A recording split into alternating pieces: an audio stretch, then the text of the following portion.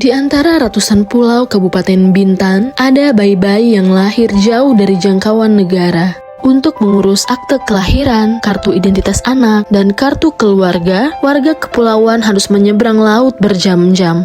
Data menunjukkan bukan minat warga yang rendah, tetapi jarak dan geografi kepulauanlah yang jadi penghalang utama. Berangkat dari data ini, Dinas Kependudukan dan Pencatatan Sipil Kabupaten Bintan menelaah akar masalahnya. Akta, KIA, dan KK harus diurus lewat 3 alur terpisah. Semuanya terpusat di kantor dinas. Tim menggali masukan dari fasilitas kesehatan tempat bayi-bayi ini sesungguhnya lahir. RSUD, Puskesmas, RSJKO, hingga bidan praktek mandiri. Dari sana, muncul satu pertanyaan sederhana. Bagaimana jika negara yang datang lebih dulu, tepat di titik kelahiran? Lahirlah bayi ceria 2.0. Bayi baru lahir, cepat registrasi dan dapat identitas anak. Petugas kesehatan menghimpun data dan berkas kelahiran langsung di fasilitas persalinan. Disdukcapil memproses dan mencetak akta kelahiran, kartu identitas anak, dan KK sekaligus dalam satu alur terpadu. Solusi ini diperkuat lewat kemitraan resmi, perjanjian kerjasama dengan RSJKO Engku Haji Daud Provinsi Kepulauan Riau dan UPTD Puskesmas Tambelan, menjangkau hingga kepulauan terluar.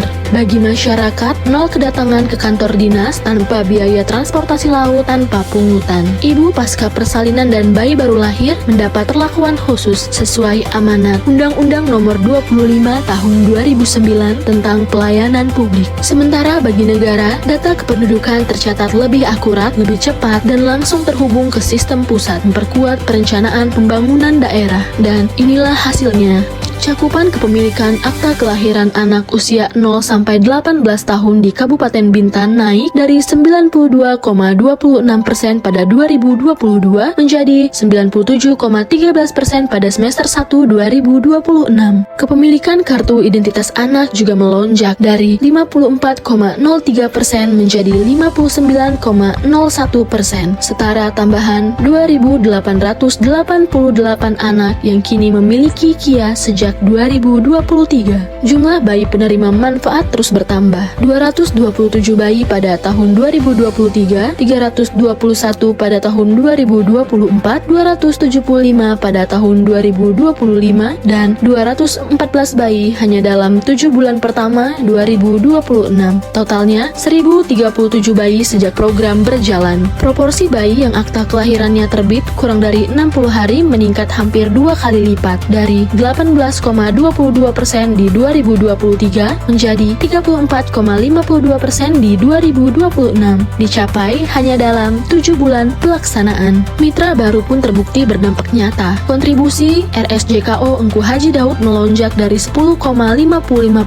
menjadi 41,59% hanya dalam waktu kurang dari 1 tahun sejak kerjasama diteken. Dan perluasan ini terus berlanjut dengan penandatanganan PKS dengan Puskesmas Tambelan pada 9 Juni 2026, dan inovasi ini ditargetkan bisa bekerja sama dengan seluruh puskesmas di daerah pesisir Kabupaten Bintan. Mira, umur 39 tahun, saya tinggal di Pulau Mapur. Jadi kakak, abang, ini ada 3 dokumen yang udah selesai. Dokumennya antara lain ada 6 akte.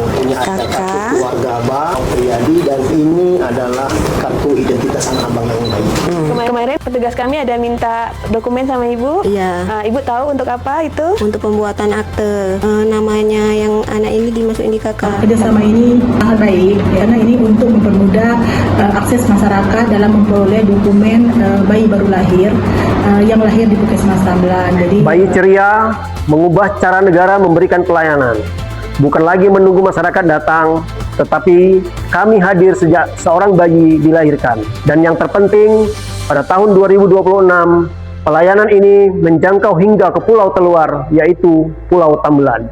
Karena setiap anak, dimanapun ia dilahirkan, berhak memiliki identitas kependudukan. Bayi Ceria 2.0 memastikan setiap anak Bintan memiliki identitas hukum sejak hari pertama kehidupannya dimanapun ia lahir.